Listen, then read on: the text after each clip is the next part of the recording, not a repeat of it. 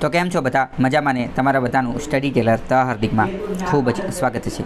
આજે આપણે 12 એપ્રિલ 2021ના રોજનું ધ હિન્દુનું ગુજરાતીમાં એનાલિસિસ જોઈશું. So I am the Hardik Parmar and latest start our journey towards the success. આજનો સૌથી પહેલો આર્ટિકલ જોઈએ તો અત્યારે ચર્ચામાં છે. શું ચર્ચામાં છે? યુએલપિન ચર્ચામાં છે. તો તમને ખબર હોવી જોઈએ કે યુએલપિન શું છે. પહેલાં તો એનું ફૂલ ફોર્મ સમજીએ કે unique land parcel identification number. આ એક રીતનો એક યુનિક નંબર હશે જે કોને આપવામાં આવશે? લેન્ડ એટલે કે જમીનને આપવામાં આવશે. જમીન જે છે એને એક પાર્સલ તરીકે ગણવામાં આવશે, એક પડીકા તરીકે, એક પેકેજ તરીકે ગણવામાં આવશે અને એને એક નંબર આપવામાં આવશે. જેવી રીતે આપણા બધાની પાસે, દરેક નાગરિકો પાસે આધાર કાર્ડ હોય છે. આધાર કાર્ડની અંદર જે 12 આંકડાનો નંબર હોય છે, બસ એવી જ રીતે દરેક જમીનને પણ એક નંબર આપવામાં આવશે. જમીનને પણ નંબર આપે એને શું યુએલપિન નામ આપવામાં આવેલું છે, unique land parcel identification number. અને આ 10 રાજ્યની અંદર પાયલેટ પ્રોજેક્ટ ઉપર આને જે છે એ શરૂ કરવામાં આવશે. આ યોજનાને, યુએલપિન યોજનાને ક્યારે તો કે આ વર્ષે આને શરૂ કરવામાં, rolled out across the country, અને આખા દેશની અંદર 2022 સુધીમાં બધા રાજ્યની અંદર શરૂ કરી દેવામાં આવશે. અત્યારે તો ખાલી 10 રાજ્યમાં શરૂ કરેલું છે. ધીમે ધીમે બધે શરૂ કરી દેવામાં આવશે. આ પ્રકારનો જે પ્લાન જે છે, આ યુએલપાન નામનો જે આ પ્રકારની યોજના જે છે એ પાર્લામેન્ટરી સ્ટેન્ડિંગ કમિટી જે છે, પાર્લામેન્ટની અંદર જે સ્ટેન્ડિંગ કમિટીનો જે રિપોર્ટ હતો એની અંદર, લોકસભાની અંદર આના વિશે ચર્ચા કરવામાં આવી. As a part of digital India land record, આ આખો એક મોટો કાર્યક્રમ ચાલે છે આખા ભારતની અંદર. કોની માટે? તો કે ડિજિટલ ઇન્ડિયા લેન્ડ રેકોર્ડ. આખા ભારત દેશની અંદર જેટલી પણ જમીન જે છે એ જમીનના રેકોર્ડ જે છે એને ડિજિટલ કરવાના છે. અને આ ડિજિટલ કરવાના માધ્યમની અંદર મહારાષ્ટ્ર જે છે એ ખૂબ આગળ છે. આનો મતલબ શું? આનો મતલબ એમ તમને ખ્યાલ હશે કે કોઈ પણ વ્યક્તિ હોય તો એની પાસે જમીન હોય તો એની પાસે 8-12નો ઉતારો ને 9-11ની નકલને આવું બધું માંગવામાં આવતું હોય. મતલબ કે આ જમીન એણે કોની પાસેથી ખરીદી હતી, એણે જેની પાસેથી ખરીદી હતી, એણે ક્યાંથી ખરીદી હતી. મતલબ કે જે જમીન જે છે એનો સોર્સ, એનો મુખ્ય ઉદ્ભવ સ્થાન, એનું ઓરિજિનેશન ક્યાંથી થયેલું હતું એ આપણને ખ્યાલ આવે. હવે બહુ પહેલાંના સમયની અંદર જોઈએ તો એવું પણ જોવા મળતું હતું કે ઇનામ જમીન આપતી હતી. ઇનામ જમીન એટલે શું એ પહેલાં સમજો. અંગ્રેજોના સમયની અંદર ઇનામ કમિશનનું આયોજન કરવામાં આવેલું હતું. આ ઇનામ જે છે, ઇનામ જમીન કોને કહેવાય? પહેલાં તો એ સમજો. પહેલાં તો એવું હતું કે પહેલાં તો રજવાડાઓ હતા. તો રજવાડાની અંદર તો રાજાને કેવું થતું હતું? રાજાને કોઈ વસ્તુ ગમી જાય, ખુશ થઈ જાય તો એ તાત્કાલિક 10 ગામ, 12 ગામ, 20 ગામ, 50 ગામ દાનમાં આપી દે કે હવે આજથી હું તમને આ ગામ જે છે દાનમાં આપું છું. તો એ જે દાનમાં મળેલી જમીન હતી એને ઇનામ જમીન કહેવામાં આવે. એને શું કહેવાય? ઇનામ જમીન. તો આ બધા ડોક્યુમેન્ટ આવી રીતે તો કોઈને ઇનામ જમીન, પહેલી આપણે ભૂતકાળની વાત કરીએ તો પહેલાં તો બધી જમીન જે છે એના માલિક રાજા જ ગણાતા.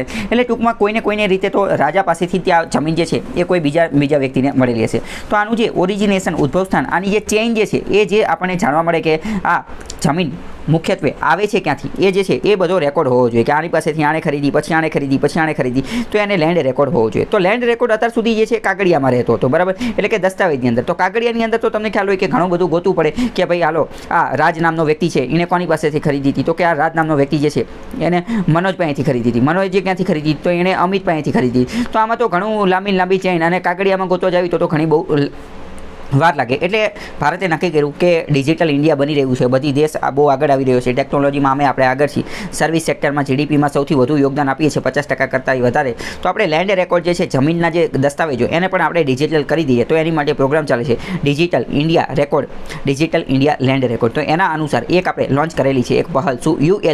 યુએલપિન એટલે કે unique land parcel identification number, જેની અંદર જમીનને એક આધાર કાર્ડ જેવો નંબર આપવામાં આવશે, બરાબર. અને આ બીજી વાત કરીએ તો આ જે છે આખું digital India land record modernisation programme, આ રીતનો DILRMP એ પ્રકારનો પ્રોગ્રામ ચાલે છે જે 2008માં શરૂ કરેલો હતો.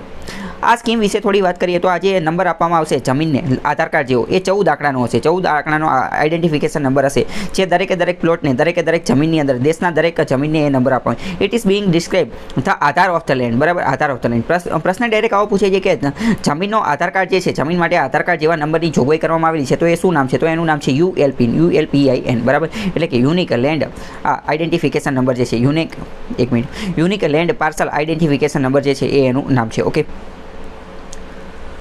Identify every surveyed parcel of land and prevent land fraud. હવે આના કારણે લેન્ડ ફ્રોડ જે છે એ પણ અટકી જશે. ફ્રોડ એટલે કે જે ગેરરીતિ થતી હોય. ઘણી બધી વાર કેવું થતું હોય કે કોઈ વ્યક્તિ એ ખોટા કાગળિયા રજૂ કરીને પણ કોઈક બીજાની જમીન જે છે એ વેચી દેતો હોય. ભારતની અંદર તો એવા કેસ પણ જોવા મળેલા છે કે નટવરલાલ નામનો એક વ્યક્તિ હતો, એને તો જે છે એ તાજમહેલને વેચી દેતો હતો, લાલ કિલ્લાને વેચી દીધો હતો, બરાબર. તો તાજમહેલ આવી મોટી ચીજો જે છે એ ફ્રોડ કરવાવાળા તો એને વેચી દેતો હોય. તો ભાઈ ગામડાના લેવલની અંદર તો જોઈએ તો ગામડાની અંદર તો ઇલિટરેટ પીપલ એટલે કે અભણ લોકોને એ બધું પણ વધારે હોય એવું જરૂરી જરૂરી નથી કે ગામડામાં ભણવા જોઈએ, પરંતુ જો કે વધારે હોય અવેરનેસ ને એવું બધું ઓછું હોય તો કદાચ એવું પણ બની શકે કે ખોટા ડુપ્લિકેટ કાગળિયા ડોક્યુમેન્ટ્સ દસ્તાવેજને આવું બધું બનાવી અને ખોટી જમીન કોઈક બીજાને બટકાઈ દે, આવી રીતે વેચી દે, તો લેન્ડ ફ્રોડ જે છે એ અટકાવી શકાશે ક્યારે જો UL પિન આવી જશે તો. એવું કહે છે, બાકી તો હજી આવે ને એનું અમલીકરણ કરે પછી ખબર પડે. બાકી અત્યારે તો એવું લખેલું છે કે ફ્રોડ અટકાવી શકાશે.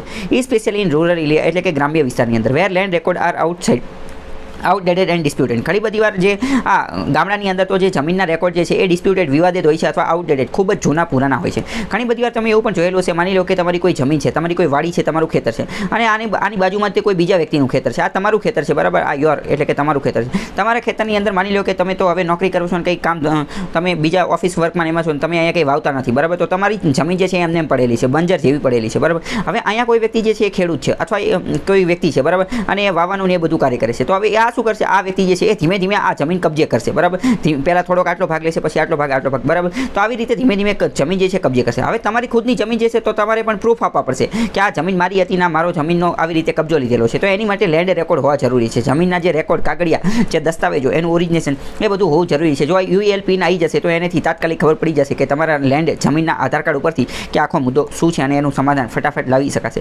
The identification will be based on longitude and latitude. આ આખો જે UL પિન આ આખો આધાર નંબર જે છે જમીનનો એ લોન્જિટ્યુડ અને લેટિટ્યુડ આના આધારે બનેલો છે. લેટિટ્યુડનો મતલબ શું થાય? લેટિટ્યુડનો મતલબ થાય અક્ષાંશ અને લોન્જિટ્યુડનો મતલબ શું થાય? લોન્જિટ્યુડનો મતલબ થાય રેખાંશ. જો તમને ભૂગોળ આવડતું હશે અને ભૂગોળનું બેઝિક આવડતું હશે તો તમે સમજી ગયા છો કે લોન્જિટ્યુડ અને લેટિટ્યુડ એટલે શું, એટલે કે અક્ષાંશ અને રેખાંશ. જો તમને ન ખબર હોય તો તમે ચિંતા ન કરો, હું તમને અત્યારે જ સમજાવી દઉં છું. આ પૃથ્વી છે, પૃથ્વીની ઉપર આવી આ કાલ્પનિક રેખા કરેલી છે, કાલ્પનિક રેખા દોરેલી છે. એટલે કોઈ ફૂટપટ્ટી અને પેન્સિલ લઈને દોરવા નથી ગયેલું, પરંતુ વૈજ્ઞાનિકોએ કલ્પના કરી લીધેલી છે કે અહીંથી અમુક રેખા નીકળે છે, આડી રેખા, અને જે આડી રેખા નીકળે છે એને અક્ષાંશ કહેવામાં આવે, જેને ઇંગ્લિશમાં લેટિટ્યુડ કહેવામાં આવે. આડી રેખા એટલે અક્ષાંશ, એવી રીતે યાદ રાખી લો, એટલે કે આડી એટલે અક્ષાંશ, અને લેટિટ્યુડ એટલે કે લેટી હુઈ રેખા. લેટી એટલે કે સૂતેલી, બરાબર. લેટું એટલે હિન્દીમાં થઈ સૂતેલી, તો લેટી હુઈ રેખા તો અહીંયા સૂતેલી છે, બરાબર, તો એને લેટિટ્યુડ કહેવામાં આવે. બરાબર, વચ્ચેથી જે નીકળે એને 0 ડિગ્રી એટલે કે ઇક્વેટર અથવા તો વિષુવવૃત્ત કહેવામાં આવે. 23.5 ડિગ્રી ઉત્તરમાં જે એને કર્કવૃત્ત કહેવાય, અને 23.5 ડિગ્રી સાઉથમાં જે છે એને મકરવૃત્ત કહેવામાં આવે છે, બરાબર. આ બધું ભૂગોળનો ટોપિક છે, પરંતુ આ આડી રેખા જે છે એને લેટિટ્યુડ અથવા અક્ષાંશ કહેવાય. આવી રીતે પૃથ્વી ઉપર વચ્ચે આ જે ઊભી છે ઊભી રેખા પણ બનાવવામાં આવી છે. ઊભી રેખા જે છે એને લોન્જિટ્યુડ અથવા તો રેખાંશ કહેવામાં આવે. એને શું કહેવામાં આવે? એને રેખાંશ કહેવામાં આવે. એટલે કે ટૂંકમાં આડી અને ઊભી આવી રીતે રેખા છે. હવે માની લો કે તમે આ જગ્યાએ રહો છો, પૃથ્વીની અંદર કોઈ પણ વ્યક્તિ હશે, કોઈ પણ વ્યક્તિ ગમે ત્યાં રહેતો હશે, ગમે ગામમાં, ગમે શહેરમાં, ગમે કોઈ પણ જગ્યાએ રહેતો હશે, બરાબર, પણ એ રહેતો હશે તો આ પૃથ્વી ઉપર જ તેને, પૃથ્વીની બહાર તો નહીં જ જતો હોય, બરાબર. પૃથ્વીની આ કદાચ કોઈક એવો વ્યક્તિ હોય કે મંગળ ઉપર રહેતો હોય, પરંતુ એના જમીનનો રેકોર્ડ તો અત્યારે આપણે ગોતવાનું નથી, એટલે અત્યારે આપણે ખાલી પૃથ્વીની વાત કરવી. ગમે રહેતો હશે તો રહેતો હશે પૃથ્વી ઉપર. માની લો કે પૃથ્વી ઉપર આ જગ્યાએ ઉપર રહે છે, આ પોઈન્ટ ઉપર રહે છે, તો આ પોઈન્ટ જે છે એ કયું હશે? તો કે અહીંથી એક રેખાંશ નીકળતું હશે અને અહીંથી એક અક્ષાંશ નીકળતું હશે. આ અક્ષાંશ અને રેખાંશ બંને જ્યાં ભેગા થતા હશે એ જગ્યાએથી એ જગ્યા ઉપર એ રહેતો હશે, બરાબર. અથવા તો માની લો કે અહીંયા રહે છે, તો અહીંથી પણ એક રેખાંશ નીકળતું હશે અને અહીંથી પણ એક અક્ષાંશ નીકળતું હશે, તો એ બે જે ભેગા થતા હશે એ જગ્યાએ એ રહેતો હશે. એટલે કે લોન્જિટ્યુડ અને લેટિટ્યુડ, અક્ષાંશ અને રેખાંશ, એના આધારે જમીનનો નંબર ને એ બધું નક્કી કરવામાં આવશે. ડિપેન્ડન્ટ ઓન ડિટેલ સર્વે, એની ઉપર વિગતવાર સર્વે ને એ બધું કરવામાં આવશે. જીઓ રિફાઇન્ડ કેડસ્ટ્રલ મેપ ને એ બધું બનાવવામાં આવશે. આનો ફાયદો શું છે? બેનિફિટ્સ UL પિન આના ઘણા બધા ફાયદા છે. પહેલાં તો ફ્રોડ ને બધું અટકાવી શકે છે ને એ બધું ઓલરેડી જોઈ લીધું. સિંગલ સોર્સ ઇન્ફોર્મેશન, એક જ જગ્યાએથી UL પિનના માધ્યમથી તે બધી જે છે માહિતી ઇન્ફોર્મેશન મળી જશે. ઓથેન્ટિકેશન થઈ શકશે. ઓથેન્ટિકેશન એટલે કે હકીકતમાં આ જે વ્યક્તિ બોલે છે એ સાચું બોલે છે કે નહીં. જે ક્લેમ કોઈ જમીન ઉપર દાવો કરે છે તો એ સાચો દાવો છે કે ખોટો દાવો છે. ઓથેન્ટિકેશન, બરાબર, એટલે કે ચકાસણી થઈ જશે, સાચી ખબર પડી જશે. ઓનરશિપ, કોની માલિકી છે, એ બધી વસ્તુ ખબર પડી જશે. જે ડિસ્પ્યુટ ને વિવાદો આ બધું સરળતાથી એનું સમાધાન લાવી શકે છે. તો UL પિન મહત્વનો ટોપિક છે. આ ગ્રાફિક પણ જોઈ શકો છો કે લેન્ડ આઇડેન્ટિટી 14 આંકડાનો નંબર હશે, એ પણ તમે યાદ રાખી લેજો કે 14 આંકડાનો જે છે આ નંબર રાખવામાં આવશે. 6 સ્ટેટ, અત્યારે 6 રાજ્યની અંદર કરવાનું છે. It will be linked to the Aadhaar, અને પછી ધીમે ધીમે આ જે આ જમીનનો નંબર જે છે એને જે વ્યક્તિ એનો માલિક હશે એના આધાર કાર્ડ સાથે પણ જોઈન્ટ કરવામાં આવશે. How will it help land acquisition અને ડિજિટલ ને એ બધું કરવાનું, રિયલ એસ્ટેટને આ બધાની અંદર ઘણો ફાયદો થશે. બીજો મહત્વનો આર્ટિકલ જોઈએ તો વાત કરે છે કે કન્ઝ્યુમર પ્રોટેક્શન ઈ-કોમર્સ રૂલ્સ 2020.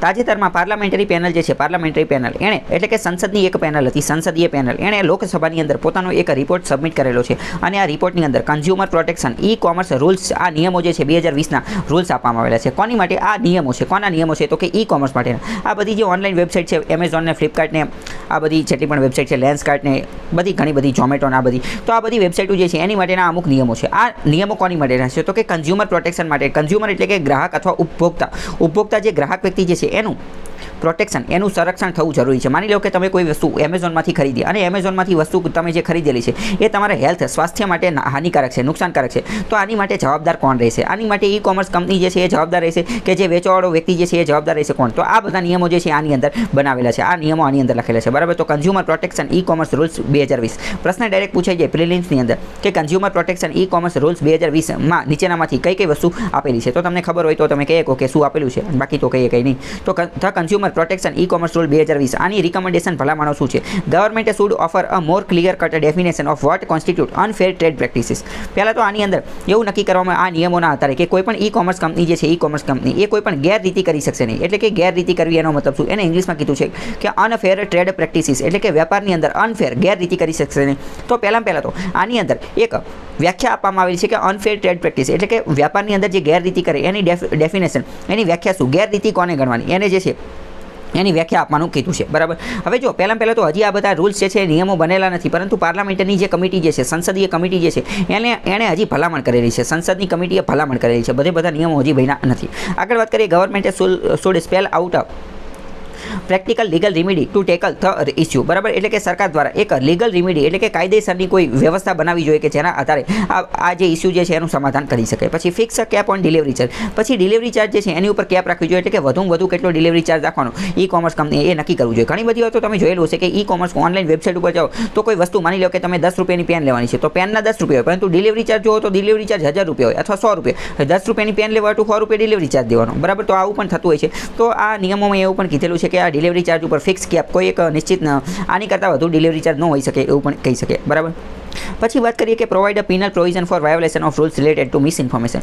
જો એ વેબસાઇટની અંદર કોઈ વસ્તુ વિશે મિસ ઇન્ફોર્મેશન, ગલત માહિતી આપેલી હોય, ખોટી માહિતી આપેલી હોય, તો એની માટે એનું ઉલ્લંઘન માટે જો એનું ઉલ્લંઘન કરે તો એને પિનલ પ્રોવિઝન, સજાની જોગવાઈ કરવી જોઈએ. માની લો કે હવે તમે લખેલું છે તમે કોઈ એસી ખરીદો છો, બરાબર. તમે ઓનલાઈન કોઈ એસી ખરીદો છો, એસી ખરીદતા હોય ત્યારે તમે જો કે આ તો 5 સ્ટાર એસી છે, 5 સ્ટાર એસી છે, બરાબર. 5 સ્ટાર જોઈ અને તમે લઈ લીધું અને તમારા ઘરે જ્યારે ડિલિવરી થઈ ત્યારે તમને ખબર પડે કે આ તો 5 સ્ટાર નથી, આ તો 3 સ્ટાર જ છે, 3 સ્ટાર જ છે, બરાબર. તો આને શું કે આને એક રીતે મિસ ઇન્ફોર્મેશન કે વેબસાઇટ ઉપર તમે જે વિગત, જે ડિટેલ, જે વસ્તુ જોઈ અને લીધું, જ્યારે ઓરિજિનલમાં તમારી સામે વસ્તુ સમક્ષ આવી ત્યારે તો એ પ્રકારની કોઈ વસ્તુ જોવા મળતી નથી, તો મિસ ઇન્ફોર્મેશન. તો એની માટે પિનલ પ્રોવિઝનની જોગવાઈ કરેલી છે. આ બધી વસ્તુ કોના અંતર્ગત આવશે? તો ministry of consumer affairs and food and public distribution, બરાબર. તો મિનિસ્ટ્રી ઓફ કન્ઝ્યુમર અફેર્સ અંતર્ગત આ બધા નિયમો આવશે. ઇસ્યુ બ્રોડ ગાઈડલાઇન્સ, આ ministry of consumer affair broad guideline એટલે કે વિશાળ ગાઈડલાઇન જે છે એ નક્કી કરેલી છે. Fixation of delivery charge, delivery charge કેટલો હોવો જોઈએ એની માટેની નક્કી કરેલી છે. Marketplace entities along with cap on highest limit, વધુ કેટલો હોવો જોઈએ અને એ પણ પીક અવર્સની અંદર. હવે જો પીક અવર્સનો મતલબ શું થાય? પીક અવર્સનો મતલબ એવો થાય કે જ્યારે જે છે એ ઘણા બધા લોકો એક સાથે શોપિંગ કરતા હોય. તમને એવું લાગે કે એવું તો કઈ રીતે થઈ શકે? તો કે હા, એવું થઈ શકે ક્યારે, જેમ કે દિવાળી જેવો કોઈ તહેવાર આવેલો છે તો દિવાળીનો એવો બધો તહેવાર આવતો હોય તો ત્યારે બધા ફટાફટ એક સાથે શોપિંગ કરવા મળે. અથવા માની લો કે કોઈ વેબસાઇટ છે એની અંદર કોઈ બમ્પર ઓફર આવેલી છે, ડિસ્કાઉન્ટ ને એ બધું આપે કે 10% ડિસ્કાઉન્ટ ને 20% ડિસ્કાઉન્ટ ને કેશબેક ને ઓલું પેલું, તો આવી બધી ઓફર આપતી હશે ત્યારે ઘણા બધા લોકો એક સાથે જે છે એ વસ્તુ ખરીદશે. તો આને પીક અવર કહેવામાં આવે. તો પીક અવરની અંદર જે છે ડિલિવરી ચાર્જ કદાચ એવું પણ બની શકે કે ડિલિવરી ચાર્જમાં ત્યારે વધારો જોવા મળતો હોય, તો ત્યારે પણ પીક અવરમાં ડિલિવરી ચાર્જ કેવો હશે એની માટે પણ મિનિસ્ટ્રી ઓફ કન્ઝ્યુમર અફેર્સે ડિટેલમાં ગાઈડલાઇન આપેલી છે, નિયમોને એ બધું રજૂ કરેલું છે.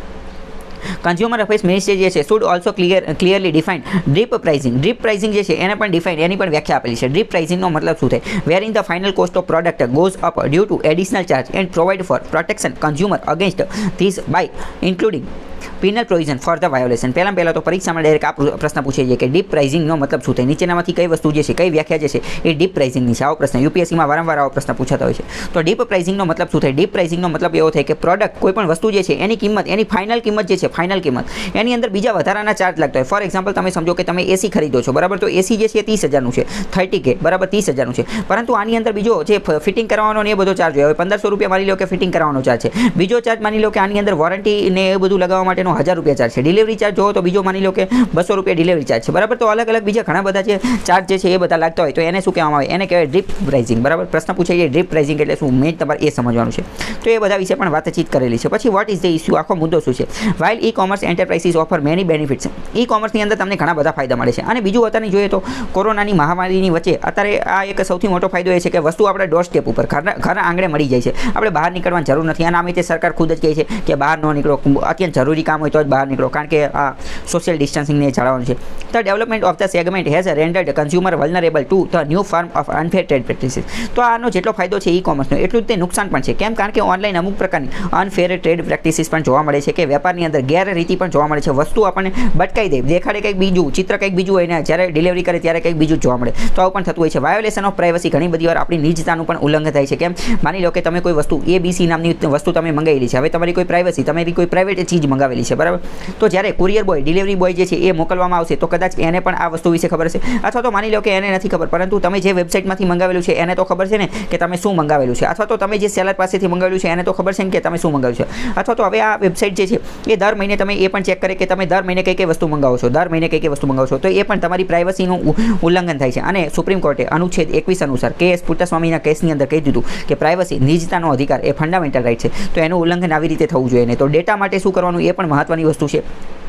તો આ પણ તમને ખબર હોવી જોઈએ. પછી ઇસ્યુડ ઓફ અનએટેન્ડેડ ગ્રીવન્સ માટે ક્યાં જવાનું, કોઈને કઈ સમસ્યા થઈ હોય કન્ઝ્યુમર, તો એની માટે શું કરવાનું. પછી હવે આ બીજો આ એક મહત્વનો મુદ્દો સમજી લો, પ્રિડેટરી પ્રાઇસિંગનો મતલબ શું થાય? પ્રિડેટરી પ્રાઇસિંગ, જો આ પણ પરીક્ષામાં પ્રશ્ન પૂછે છે કે નીચેનામાંથી કઈ વસ્તુ જે છે પ્રિડેટરી પ્રાઇસિંગની સાચી વ્યાખ્યા આપે છે. તો પ્રિડેટરી પ્રાઇસિંગનો મતલબ શું થાય?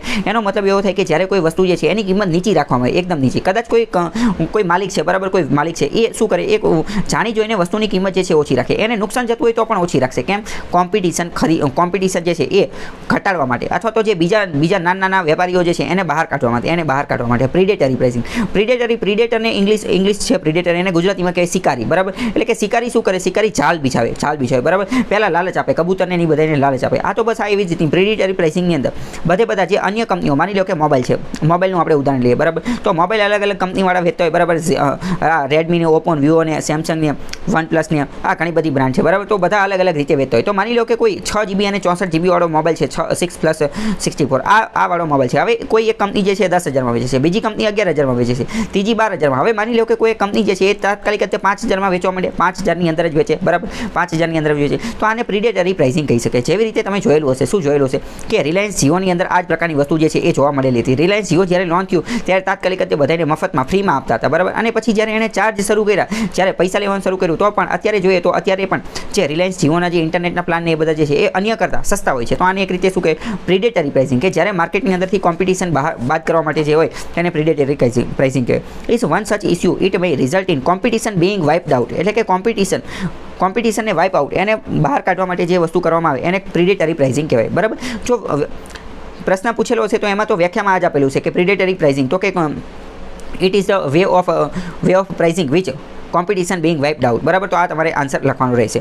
And prove determine consumer in the long run. પરંતુ લાંબા ગાળે જે છે એ કન્ઝ્યુમર નુકસાન, જે ઉપભોક્તાઓ જે છે એને ઘણી બધી વાર નુકસાન પણ થતું હોય. તમને એવું લાગે આમાં કન્ઝ્યુમરને નુકસાન કઈ રીતે થાય? તો ઘણી બધી વાર એવું પણ થતું હોય. માની લો કે કોઈ એક વ્યક્તિ જે છે એણે આ પ્રિડેટરી પ્રાઇસિંગના નામથી કોઈ વસ્તુ સસ્તી મળતી હતી, કોઈ બ્રાન્ડની, માની લો કે જીઓની કોઈ વસ્તુ સસ્તી મળતી હતી, તો એણે ત્યારે ખરીદી લીધી. પરંતુ ભવિષ્યમાં પછી હવે બધું કોમ્પિટિશન, બધી કંપની જે છે આઉટ થઈ ગઈ, બધી કંપની જતી રહે, અને હવે માર્કેટની અંદર એક જ કંપની રહે, અને હવે આ કંપનીવાળા પોતાના મન ફાવે એવી પ્રાઇસ, એવા ભાવ લેવાનું શરૂ કરી દે, તો શું કરવાનું? તો આવા કેસની અંદર કન્ઝ્યુમરનું નુકસાન થાય છે, બરાબર? Predatory pricing is short term strategy. આ છે એ શોર્ટ ટર્મ એટલે કે ટૂંકા ગાળાની સ્ટ્રેટેજી છે. કેમ? કારણ કે આમાં તો બધું સસ્તા ભાવે દેવાનું, આમાં જે માલિક હોય એને નુકસાન પણ વેઠવું પડે, તો પછી એ બહુ જાજુ કંઈ નુકસાન વેઠે નહીં, એટલે શોર્ટ ટર્મ સ્ટ્રેટેજી છે. Adopted by some of the market giants, અને આ મોટા જે ખેલાડીઓ હોય એ જ તે લઈ શકે. અને ખાસ કરીને તો ડીપ પોકેટ્સ એટલે કે ઊંચા ખૂબ ઊંચા પૈસાવાળી પાર્ટીઓ એ જ આવું કરીએ કે ભાઈ નાના લોકો તો કંઈ માર્કેટની અંદર ટકી ન શકે, એ જ કંઈ બધું ફ્રીમાં દઈ ન શકે. પછી સસ્ટેન શોર્ટ ટર્મ લોસીસ, આ જે ખૂબ જ ઊંચા અમીર લોકો હોય તો એ બરાબર શોર્ટ ટર્મના લોસીસ, ટૂંકા ગાળાનું નુકસાન જે છે એ ઝેલી શકે, અને જે કોમ્પિટિશન જે છે એને બહાર કાઢવાનું એ કાર્ય કરે. This may lead to wiping out competition from the market and could be determined to the consumer. અને કન્ઝ્યુમરને ઘણી બધી વાર લાંબા ગાળે નુકસાન પણ થતું હોય છે. What the recent rules specifies. તાજેતરના રૂલ્સમાં શું કીધું છે? તો consumer protection e commerce rules 2020 23 જુલાઈ જે છે એને આ રજૂ કરવામાં, રેગ્યુલેટ ઓલ કોમર્શિયલ ટ્રાન્ઝેક્શન.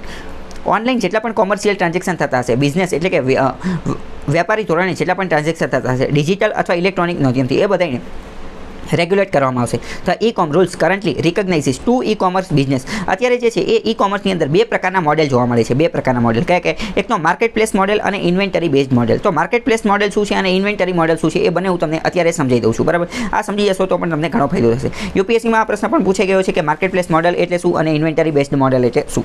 તો માર્કેટ પ્લેસ મોડેલની અંદર શું હોય? આ માર્કેટ પ્લેસ મોડેલની અંદર જેટલી પણ વેબસાઇટ જે છે, જેમ કે ફ્લિપકાર્ટ અથવા એમેઝોન, આ કોઈ પોતાનો ખુદનો સામાન ન બનાવતો હોય, કોઈ પણ પોતાનો ખુદનો સામાન ન બનાવતો હોય, પરંતુ કોઈ બીજા આ જે છે એ માત્ર અને માત્ર એક પ્લેટફોર્મનું કાર્ય કરતા હોય, માત્ર અને માત્ર પ્લેટફોર્મનું અથવા મીડિયેટરનું અથવા મધ્યસ્થીનું કાર્ય કરતા હોય. કોની અંદર? માર્કેટ પ્લેસની અંદર. એટલે કે ફ્લિપકાર્ટ જે છે, હવે ફોર એક્ઝામ્પલ માની લો કે તમે એલજીનું એસી ખરીદો છો, એલજીનું એસી ખરીદો છો, બરાબર. તો આ ફ્લિપકાર્ટની અંદરથી તમે એલજીનું એસી ખરીદો, તો તમે ફ્લિપકાર્ટમાંથી ઓર્ડર આપ્યો, તો ફ્લિપકાર્ટવાળા કંઈ એલજીનું એસી બનાવવા ન બે, એ તમે ઓર્ડર આપ્યો પછી બનાવો બે એવું ન કરે. એલજીવાળા શું કરે? ફ્લિપકાર્ટવાળા શું કરે? ફ્લિપકાર્ટવાળા કોઈક બીજા પાસેથી કોઈક એલજીની જે એજન્સી લીધેલી હોય એ એલજીવાળાનું એસી જે છે એ જ તો તમારા ઘરે ડિલિવરી કરે, બરાબર. એ જ તો ડિલિવરી કરે. એટલે કે આવા કેસની અંદર છે આ માર્કેટ પ્લેસની અંદર શું કરે? માર્કેટ પ્લેસની અંદર માત્ર અને માત્ર આવી જે વેબસાઇટ જે છે એ તમને એક પ્લેટફોર્મ પૂરું પાડે. શું પ્લેટફોર્મ પૂરું પાડે? તમે નામ સાંભળેલું હશે ઝોમેટો અને સ્વિગી ને આ બધું, બરાબર. તો ઝોમેટોની અંદર તમે ઓર્ડર આપો, બરાબર. કોઈ માની લો કે પનીર ટીકાનો ઓર્ડર આપ્યો, તો એ ઝોમેટોવાળા કંઈ તમે ઓર્ડર આપો ને પછી પનીર ટીકા બનાવવાનો બે, એ તો કોઈ હોટલની અંદરથી જ મોકલે, બરાબર. એટલે કે માત્ર અને માત્ર પોતાનું પ્લેટફોર્મ, પોતાની વેબસાઇટ જે છે એ વાપરવા માટે આપે. અથવા તો તમે જોયેલો છે ઓલા અને ઉબર ને એ બધું, તો ઓલાની અંદર તમે કોઈ ટેક્સી કે એ બધું બુક કરાવો, બરાબર. તો ઓલાવાળા કંઈ ખુદની ટેક્સી ન મૂકે, એને પણ કોઈ બીજા વ્યક્તિને હાયર કરેલો હોય, ડ્રાઈવરને એ બધે, એ એની ટેક્સી મૂકે. તો આને માર્કેટ પ્લેસ મોડલ કહેવાય, માર્કેટ પ્લેસ મોડલ. હવે ઇન્વેન્ટરી બેઝડ મોડલનો મતલબ શું થાય? ઇન્વેન્ટરી બેઝડ મોડલનો મતલબ શું થાય? પહેલાં તો માર્કેટ પ્લેસ મોડલ એક જ આવે, બરાબર.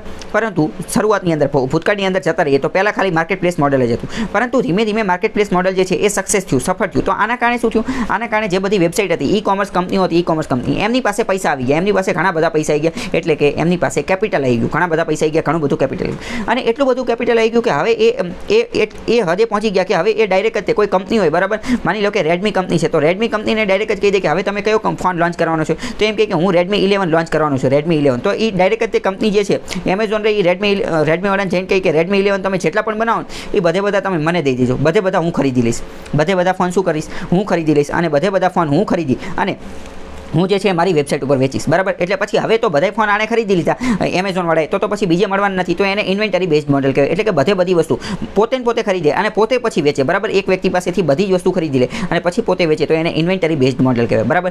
માર્કેટ પ્લેસની અંદર શું હોય? માર્કેટ પ્લેસની અંદર એ માત્ર અને માત્ર એક પ્લેટફોર્મ પૂરું પાડે, બરાબર. એટલે કે મધ્યસ્થી દલાલનું કાર્ય કરે, એક જગ્યાએથી લઈ અને બીજી જગ્યાએ પૂરું પાડે. જ્યારે ઇન્વેન્ટરી બેઝડની અંદર શું થાય? ઇન્વેન્ટરી બેઝડની અંદર જે ઈ કોમર્સ વેબસાઇટ જે છે એ ખુદ જ તે પહેલાં બધી વસ્તુ ખરીદી લે, ખુદ જ એમાં જે વેચવાવાળી વસ્તુ એ બધી ખુદની જોઈએ, બરાબર. તો આવું તમને ખ્યાલ હશે. હવે આનું હું તમને સાથે ઉદાહરણ પણ આપી દઉં. જેમ કે એમેઝોનની અંદર તમે જોતા હશો, એમેઝોનની અંદર કદાચ તમે શોપિંગ કરતા હશો, તો એમેઝોનની અંદર ક્લાઉડટેલ નામની વસ્તુ હશે, ક્લાઉડટેલ. તો જે ક્લાઉડટેલ જે છે, ક્લાઉડટેલ એ હકીકતમાં એમેઝોનની ખુદની જ કંપની છે, એમેઝોનની તે એક સબસિડરી છે. તો ક્લાઉડટેલવાળા જેટલી પણ વસ્તુ વેચતા હશે એ બધાને ઇન્વેન્ટરી બેઝડ મોડલ કહેવાય, બરાબર. હવે ફ્લિપકાર્ટની વાત કરીએ તો ફ્લિપકાર્ટની અંદર પણ તમે જોયેલું હશે, માર્ક્યુ નામની કંપની હશે, માર્ક્યુના એસી ને એલઈડી ને વોશિંગ મશીન ને એ બધું હોય. તો માર્ક્યુ નામની કંપની જે છે એ ફ્લિપકાર્ટવાળાની ખુદની જ કંપની છે, તો એને એક રીતે ઇન્વેન્ટરી બેઝડ મોડલ કહેવાય, બરાબર. પરંતુ હવે એમેઝોનની અંદર બીજી પણ ઘણી બધી વસ્તુ વેચાતી હોય કે આ એક જ તો વેચાતી હોય, તો બીજી બધી વસ્તુ જે વેચાતી હોય એ માર્કેટ પ્લેસ મોડલથી વેચાતી હોય, બરાબર. તો આમાં તમને કન્ફ્યુઝન હોવું જોઈએ નહીં. યુપીએસસીમાં 2015ની અંદર ઓલરેડી આ પ્રશ્ન પૂછાઈ ગયેલો છે. The rules have separated specification. તો અત્યારની વાત કરીએ તો અત્યારની અંદર ઈ કોમર્સ બિઝનેસની અંદર આ માર્કેટ પ્લેસ અને ઇન્વેન્ટરી બેઝ બંનેની અંદર આ નિયમો જે છે લાગુ પડશે. જો વિધાનવાળા વાક્યમાં એવું કહી દે કે ઈ કોમર્સ માટેના નવા નિયમો જે આવેલા છે 2020ના એ માત્ર અને માત્ર માર્કેટ પ્લેસને લાગુ પડશે, તો વિધાન ખોટું પડશે, કારણ કે બંનેને લાગુ પડવાના છે. The rules have separated specified provisions for marketplace and inventory base. અને બંને માટેના નિયમો જે છે એ પણ થોડા અલગ ડિફરન્સિએશન બંનેની અંદર આપેલું છે. E commerce rules requires that all information on return. અને આમાં બીજું એ પણ નિયમમાં લખેલું છે કે આ ઈ કોમર્સ જેટલી પણ વેબસાઇટો હશે એ વેબસાઇટની એપ્લિકેશન એની અંદર return, refund, exchange, warranty, guarantee, delivery, shipping of the good, service Bing sold including there country of origin, આ બધી વસ્તુ જે છે એ પોતાના પ્લેટફોર્મ ઉપર લખવી હશે. માની લો કે તમે એમેઝોન ઉપર કોઈ શોપિંગ કરવા માટે જાઓ, તમારે લેવાનો છે એપલનો આઈફોન, બરાબર. તો એપલના આઈફોન વિશે એમને બધી માહિતી આપવી પડશે કે આને રિટર્ન કરવો હોય તો કઈ રીતે કરવાનું, રિફંડ પૈસા પાછા કઈ રીતે મળશે, એક્સચેન્જ કઈ રીતે. માની લો કે રેડ કલરનો લેવાનો હતો, બ્લેક આવી ગયો, તો એક્સચેન્જ કરવો કઈ રીતે કરવાનું, વોરંટી, ગેરંટી, ડિલિવરી ક્યારે થશે, 7 દિવસમાં 10 દિવસમાં એ કહેવું પડશે. પછી કન્ટ્રી ઓફ ઓરિજિન એટલે કે ક્યાંથી આવે છે, ચાઇનાથી આવે છે, થાઈલેન્ડથી, હોંગકોંગથી, એ બધું પોતાના પ્લેટફોર્મ ઉપર વેબસાઇટ ઉપર પહેલાં જ જણાવી દેવું પડશે. Such details are enable consumers to make an inform decision. તો આના કારણે જે છે એ વ્યક્તિ વસ્તુ ખરીદે એ પહેલાં તેને ખબર પડી જાય કે આ વસ્તુ આપણે લેવી જોઈએ કે ન લેવી જોઈએ, આમાં ગેરંટી શું છે, વોરંટી શું છે, એક્સચેન્જ શું છે, રિટર્ન શું છે, રિફંડ શું છે, અને કન્ટ્રી ઓફ ઓરિજિન શું છે. તો આ બધાના આધારે એને પહેલાંથી જ ડિસિઝન, નિર્ણય લેવાની ખબર પડે. Please note the consumer protection e-commerce rule 2020 are notified under new consumer protection. આ બધા રૂલ્સ જે છે એ ન્યૂ કન્ઝ્યુમર પ્રોટેક્શન એક્ટ 2019નો હતો, એના અનુસાર બનાવવામાં આવેલા છે. 2019ની અંદર સંસદ દ્વારા એક કાયદો બનાવવામાં આવેલો હતો. કોની માટે? તો કે ઈ કોમર્સ ઓનલાઈન શોપિંગ કરવાવાળા વ્યક્તિઓ, કન્ઝ્યુમર, ઉપભોક્તાઓ જે છે એના સંરક્ષણ માટે. કયો કાયદો હતો? તો કે એક મિનિટ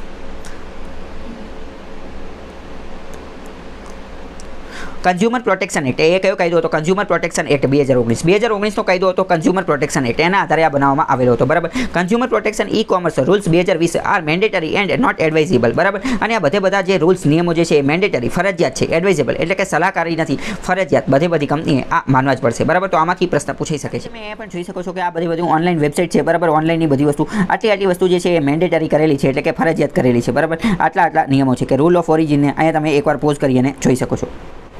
હવે બીજો મહત્વનો આર્ટિકલ જોઈએ તો સુખમા લેક બીકમ્સ અ લિવિંગ એન્ટિટી. સુખમા લેક જે છે સુખના નામનું એક તળાવ છે. સુખના નામનું તળાવ જે છે એને લિવિંગ એન્ટિટીનો દરજ્જો આપવામાં આવ્યો છે એટલે કે એક તળાવને જીવિત વ્યક્તિનો દરજ્જો આપવામાં આવ્યો. કાયદાકીય રીતે એને જીવિત છે એવું માનવામાં આવે છે અને એને એનો દરજ્જો આપવામાં આવ્યો. તો સુખના લેક જે છે ક્યાં આવેલું છે? સુખના લેક જે છે એ પંજાબ અને હરિયાણાની અંદર આવેલું છે. બરાબર. પંજાબ અને હરિયાણાની જે હાઈકોર્ટ જે છે એને આ કીધેલું છે કે સુખના લેક અ લિવિંગ એન્ટિટી. આ જે છે એ લિવિંગ એન્ટિટી એટલે કે જીવિત વ્યક્તિ તરીકેનો એને દરજ્જો આપવામાં આવ્યો. આ દરજ્જો કોણે આપ્યો? તો કે પંજાબ અને હરિયાણાની હાઈકોર્ટ જે છે એણે આપ્યું. પંજાબ અને હરિયાણા બંનેની હાઈકોર્ટ એક જ જગ્યાએ આવેલી છે. કઈ જગ્યાએ? ચંદીગઢની અંદર આવેલી છે. બરાબર. ઓર લીગલ પર્સન, આને એક રીતે કાયદાકીય રીતે વ્યક્તિ માનવામાં આવે છે. હવે તમને એવું થાય કે કોઈ પણ વસ્તુ જે છે એ લિવિંગ એન્ટિટી જીવિત વ્યક્તિ બની જાય તો એનાથી શું ફેર પડે? એનાથી ફેર એ પડે કે હવે આ સુખના લેક જે છે એ લીગલ પર્સન બની ગયું છે. એના કારણે એને અમુક પ્રકારના રાઇટ્સ, અધિકાર મળશે. એને અમુક પ્રકારની ડ્યુટી, ફરજો નિભાવવી પડશે. અમુક પ્રકારની લાયબિલિટી, જવાબદારીને એ બધું મળશે. જેવી રીતે એક સામાન્ય વ્યક્તિને જે અધિકારોને એ બધું મળતું હોય એવા અધિકારો આ લેક, આ તળાવને પણ મળશે. It also declared all citizen of the Chandigarh. ચંદીગઢના જેટલા પણ લોકો નિવાસીઓ જે છે એઝ લોકો પેરેન્ટ્સ. અને એવું પણ કીધેલું કે આ સુખમા લેક જે છે એ એક જીવિત વ્યક્તિ છે. સુખના લેક એક જીવિત વ્યક્તિ છે.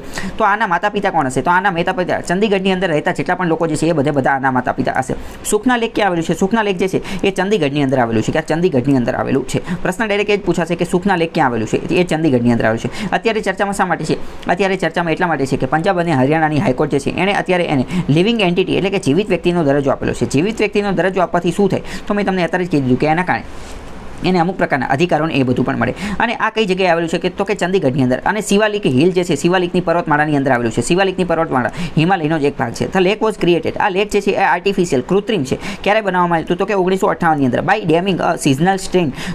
સુખના ચાવ નામની એક કેનાલ જે છે એક પ્રકારનો ડેમ એટલે કે ખાડો ખોદી અને બનાવવામાં આવેલું હતું. ડેમ જેવી વસ્તુ દ્વારા બનાવવામાં આવ્યું હતું 1958ની અંદર. Which cascade from Shivalik hill. Shivalik હિલની અંદર બનાવવામાં આવ્યું હતું. સુખના રિઝર્વિયર પણ આવેલું છે. રિઝર્વિયરનો મતલબ જ્યાં પાણીનો સંગ્રહ કરવામાં આવે એ. બરાબર. લા કાર્બુઝિયર નામના વ્યક્તિએ બનાવેલું હતું. લા કાર્બુઝિયર જે છે એ ચંદીગઢ સિટી જે છે એનો ચીફ આર્કિટેક્ચર હતો એટલે કે એનો એન્જિનિયર હતો. એણે એ આખા શહેરની રચના કરેલી હતી. ચંદીગઢની રચના અને જે ગાંધીનગર જે છે એની રચના બંને એક જ છે. બરાબર. બંને ગાંધીનગરની અંદર 28 સેક્ટર છે અને આની અંદર ચંદીગઢમાં પણ 28 સેક્ટર છે. બંનેની રચના એક જ વ્યક્તિએ કરેલી છે, લા કાર્બુઝિયર. બરાબર. અને બંને જે છે એ એક જ ઓલા ઉપર બનેલા છે. બરાબર. બંનેની ડિઝાઇન સેમ છે.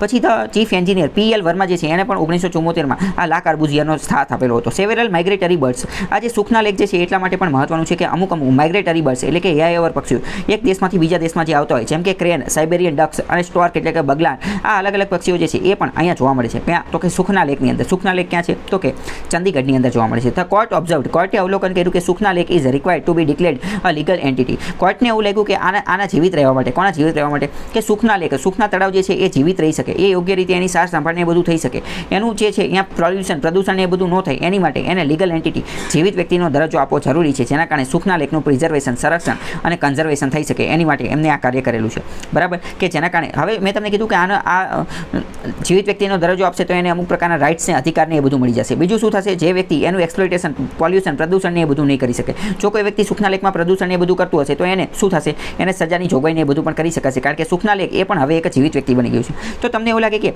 ચંદીગઢની અંદર આ થયું અથવા તો આ પંજાબ હાઈકોર્ટે આ ચુકાદો આપ્યો તો શું પંજાબ હાઈકોર્ટે વિશ્વની અંદર પ્રથમવાર આવો ચુકાદો આપ્યો છે? તો કે ના, એવું નથી. વિશ્વની અંદર ઓલરેડી આવું જોવા મળેલું છે. 2008ની અંદર ઇક્વાડોર નામનો એક દેશ છે. ઇક્વાડોર નામનો દેશ છે એ પ્રથમ એવો દેશ બની ગયો હતો કે જેણે એવું કીધું હતું લીગલ રાઇટ્સ, કાનૂની અધિકારો આપેલા હતા નેચરને. કોને? કુદરતને આવા અધિકારો આપેલા હતા. ઇક્વાડોર એ જ દેશ છે કે જે બરોબર ઇક્વેટર, વિષુવવૃત્તિ ઉપર આવેલો છે અને એની ઉપરથી તેનું નામ ઇક્વેટર જે છે, ઇક્વેટર એટલે કે વિષુવવૃત્ત ઉપરથી આવેલો છે એટલે એનું નામ ઇક્વેટર ઉપરથી ઇક્વાડોર રાખેલું છે. એમેઝોનના જંગલો જે છે એ ત્યાં જ આવેલા છે. એમેઝોનના જંગલો ત્યાં આવેલા છે. એમેઝોનના તમને તો એવું લાગશે કે મેં તો એવું વાંચેલું હતું કે બ્રાઝિલમાં આવેલા છે, પરંતુ એમેઝોનના જંગલો બહુ મોટા છે. એ એક દેશ પૂરતા સીમિત નથી, ઘણા બધા દેશની અંદર આવેલા છે. બ્રાઝિલ, આર્જેન્ટિના અને આજે ઇક્વેડોર જે છે એની અંદર પણ થોડો ઘણો એનો ભાગ આવેલો છે. બરાબર. તો એને પ્રથમવાર ઇક્વાડોર જે છે વિશ્વનું પ્રથમ એવું દેશ બની ગયું હતું કે જેણે નેચર, કુદરતને એક લીગલ રાઇટ્સ કાનૂની અધિકારો આપેલા હતા. આની પછી 2011ની અંદર જોઈએ તો બોલિવિયા જે છે બોલિવિયા એને પણ આ જ પ્રકારનું કાર્ય કરેલું હતું. બોલિવિયાએ પણ આ જ પ્રકારનું કાર્ય કરેલું હતું. બોલિવિયા અને ઇક્વેડોર બંને સાઉથ અમેરિકા દક્ષિણ અમેરિકા ખંડના દેશો છે. આ પણ તમને ખબર હોવી જોઈએ. અને આની સાથે સાથે જોઈએ તો ન્યૂઝીલેન્ડે પણ 2017ની અંદર આવું કાર્ય કરેલું હતું. ન્યૂઝીલેન્ડ જે છે પ્રથમ દેશ એવો બની ગયો હતો કે ગ્રાન્ટ વાનગુની નામની રિવર હતી એટલે કે નદીને પ્રથમ એવો દેશ બની ગયો હતો ન્યૂઝીલેન્ડ કે જેણે નદીને જીવિત વ્યક્તિનો દરજ્જો આપ્યો. બરાબર, તો વાનગુની નામની નદી હતી એને જીવિત વ્યક્તિનો દરજ્જો આપેલો હતો. ભારતની અંદર પણ સેમ આવી જ વસ્તુ થયેલું હતું કે ઉત્તરાખંડ હાઈકોર્ટ જે છે એને યમુના અને ગંગા નદી જે છે એને જીવિત વ્યક્તિનો લિવિંગ એન્ટિટી જીવિત વ્યક્તિનો દરજ્જો આપેલો હતો. પરંતુ આગળ જતાં સુપ્રીમ કોર્ટે એની ઉપર સ્ટે મૂકી દીધેલો હતો. બરાબર, તો ન્યૂઝીલેન્ડે તો આપી દીધો હતો, એ તો યોગ્ય થઈ ગયું, પરંતુ ભારતમાં પણ અલ્હાબાદ હાઈકોર્ટે આ કાર્ય કરેલું હતું, પરંતુ સુપ્રીમ કોર્ટે સ્ટે મૂકી દીધેલો હતો. પછી આગળ વાત કરીએ કે એલ સાલ્વાડોર નામનો એક દેશ છે. El Salvador recognised is for El Salvador નામના દેશે. આ એલ સાલ્વાડોર જે છે એ પણ સાઉથ અમેરિકાની અંદર આ દેશ આવેલો છે. તો એલ સાલ્વાડોર જે છે એણે પણ પોતાના જંગલોને લિવિંગ એન્ટિટી જીવિત વ્યક્તિનો દરજ્જો આપેલો હતો. And stated that each person must committed to caring for preserving and respecting forest. અને એલ સાલ્વાડોરમાં કીધું હતું કે આ અહીંના જે જંગલો જે છે એ જીવિત વ્યક્તિ છે અને અહીંના દરેક નાગરિક છે. અહીંના એટલે કે સાલ્વાડોરના નાગરિકે એની કેર સંભાળ રાખવાની છે, પ્રિઝર્વ સંવર્ધન કરવાનું છે, રિસ્પેક્ટ એની ઇજ્જત કરવાની છે, જંગલોને વ્યવસ્થિત રાખવાના છે.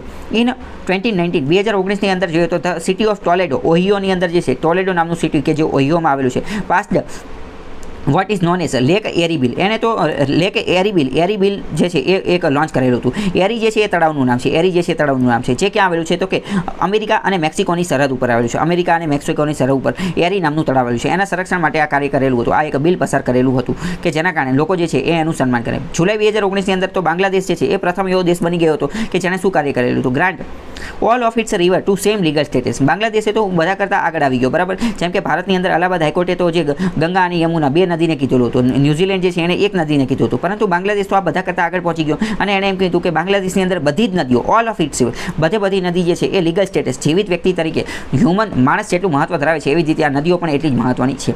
What does have living entity means? તો લિવિંગ એન્ટિટીનો મતલબ શું થાય તો સોસાયટી એનું સન્માન કરશે અને એને પણ અધિકારો ને એ બધું મળશે. અહીંયા આપેલું છે, મેં તમને ઓલરેડી કહી દીધેલું છે. વિથ ધીસ રૂલિંગ સુખના લેક જે છે એ હવે વોઇસલેસ એટલે કે હવે અવાજ વગરનું રહી ગયું નથી. કેમ? કારણ કે હવે એને પણ અધિકારો મળશે. કોઈ જે છે કોઈ એનું ઉલ્લંઘન કરી શકશે નહીં. અહીંયા પ્રદૂષણ એવું બધું કરી શકશે નહીં અને જો પ્રદૂષણ એવું બધું કરશે તો એને સજાની ને બધાની જોગવાઈ થશે. આપણે અત્યારે અમુક દેશની વાત કરેલી હતી તો એ દેશને મેપમાં પણ જોઈ લઈએ કે અહીંયા જે છે એ ભારત છે. બરાબર, આ આખું એશિયા છે. સૌથી પહેલાં આપણે ન્યૂઝીલેન્ડની વાત કરેલી હતી કે ન્યૂઝીલેન્ડે પોતાની એક નદી જે છે એને જીવિત વ્યક્તિનો દરજ્જો આપેલો હતો. તો અહીંયા ભારત છે અને ન્યૂઝીલેન્ડ જે છે અહીંયા ન્યૂઝીલેન્ડ છે. બરાબર, ન્યૂઝીલેન્ડ જે છે ઓસ્ટ્રેલિયાની નીચે આવેલું છે. બરાબર, પછી આપણે બાંગ્લાદેશની વાત કરી તો બાંગ્લાદેશ તો આપણું પાડોશી રાજ્ય છે. એને તો તમે જોયેલું જ હશે. બરાબર, ભારતની એક્ઝેક્ટ બાજુમાં અડીને જ આવેલું છે. બરાબર, અથવા તો ભારતની અંદર જ છુપાયેલું છે એવું સમજી શકો છો. અહીંયા જે છે એ બાંગ્લાદેશ આવેલું છે. બરાબર, હવે આપણે ઇક્વાડોરને પણ જોઈ લઈએ. ઇક્વાડોર જે છે એ મહત્વનું છે કારણ કે એ વિષુવવૃત્તની અંદર આવેલું છે. વિષુવવૃત્ત શું છે તો કે ઇક્વેટર એ એક એવી વસ્તુ છે કે જે પૃથ્વીના બે સરખા ભાગ પડે છે. અહીંયા બરોબર વચ્ચેથી નીકળે છે. 0 ડિગ્રી પણ કહેવામાં આવે છે. બરાબર, 0 ડિગ્રી અને અહીંયા આપણે પહોંચશું તો આપણને ખબર પડી જશે કે આપણે તાત્કાલિક પહોંચી જશું ઇક્વેડોરની ઉપર. બરાબર, તો જો અહીંયા આપણે આ સાઉથ અમેરિકાની અંદર ઝૂમ કરીશું તો અહીંયા તમે જોઈ શકો છો કે આ જે છે આ ઇક્વેડોર છે. બરાબર, ઇક્વેડોર ભારતની સરખામણીમાં જોવાની કોશિશ કરીએ. બરાબર, તો અહીંયા ભારત છે. એક મિનિટ, અહીંયા ભારત છે અને અહીંયા ઇક્વેડોર છે. બરાબર, તો ઇક્વેડોરને પણ તમે જોઈ શકો છો. સાઉથ અમેરિકા દક્ષિણ અમેરિકા ખંડની અંદર આવેલું હતું. બરાબર, અને એમેઝોનના જંગલો જે છે એ બધા અહીંયા આવેલા છે. આટલા વિસ્તારની અંદર આવેલા છે. પછી બોલિવિયાની પણ વાત કરેલી હતી, આર્જેન્ટિના અને પરાગ્વેની પણ વાત કરેલી હતી. તો એ બધા દેશો જે છે એ અહીંયા જ આવેલા છે. તો હવે આજ માટે આટલું રાખીએ. બાકી કાલે મુલાકાત થશે. ત્યાં સુધી જોડાયેલા રહો સ્ટડી ટેલર હાર્દિક સાથે.